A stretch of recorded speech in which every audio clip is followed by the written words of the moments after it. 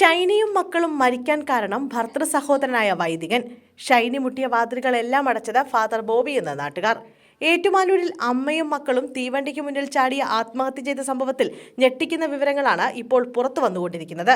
ഏറ്റുമാനൂർ സ്വദേശി ഷൈനിയുടെയും മക്കളായ അലീന, ഇവാന എന്നിവരാണ് ട്രെയിന് മുന്നിലേക്ക് ചാടി ജീവനൊടുക്കിയത്.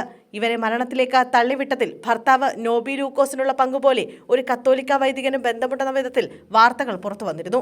ഇപ്പോൾ ഇത് സ്ഥിരീകരിക്കുന്ന തരത്തിലുള്ള വാർത്തകളാണ് പുറത്തു വന്നുകൊണ്ടിരിക്കുന്നത്. ഭർത്തൃവീട്ടിൽ വെച്ച് ഷൈനി അനുഭവിക്കേണ്ടി വന്ന ക്രൂരതയ്ക്ക് ഉത്തരവാദികളിൽ ഒരാൾ നോബിയുടെ സഹോദരനായ ഇപ്പോൾ ഓസ്ട്രേലിയയിൽ വൈദിക വൃത്തി ചെയ്യുന്ന ഫാദർ ബോബി ചിറയിലാണ്. ഇപ്പോൾ ഇദ്ദേഹത്തിനെതിരെ പരാതി പ്രവാഹമാണ് എന്നതാണ് പുറത്തുവരുന്ന വിവരം. 3 പേരുടെ മരണത്തിലേക്ക് നയിച്ച സംഭവങ്ങളിൽ വൈദികന് പങ്കുണ്ടെന്നാരോപിച്ച് ഓസ്ട്രേലിയയിലെ ഇടവകയിലേക്ക് ഇമെയിലുകൾ പ്രവഹിക്കുകയാണ്. ഓസ്ട്രേലിയയിലെ ബ്രോക്കൺ ബേ എന്ന ഇടവക വികാരിയാണ് ഫാദർ ബേബി. ഭർത്തൃവീട്ടിൽ നിന്നും ഷൈനി നേരിട്ട പീഡനങ്ങളുടെ പ്രധാന വില്ലനാണ് ബോബി. ഭർത്താവ് ഷിപ്പിലെ ജീവനക്കാരനായിരുന്നു. നല്ലവണ്ണം മദ്യപിക്കുന്ന വ്യക്തിയുമായിരുന്നു ഇദ്ദേഹം. ഇയാൾ ഷൈനിയെ ഉപദ്രവിക്കുന്നതടക്കം പതിവായിരുന്നു. എന്നാൽ ഇത് തടയാൻ ശ്രമിക്കാതെ ഷൈനിയുടെ ഭാഗത്ത് കുറ്റങ്ങൾ കണ്ടെത്തുകയായിരുന്നു ഫാദർ ബോബി എന്നാണ് അയൽവാസികൾ അടക്കം ആരോപിക്കുന്നത്. ജോലിക്കായി പല സ്ഥാപനങ്ങളിലും ഷൈനി കയറി ഇറങ്ങിയെങ്കിലും ഇതെല്ലാം വൈദികൻ ഇടപെട്ട് മുടക്കുകയായിരുന്നു.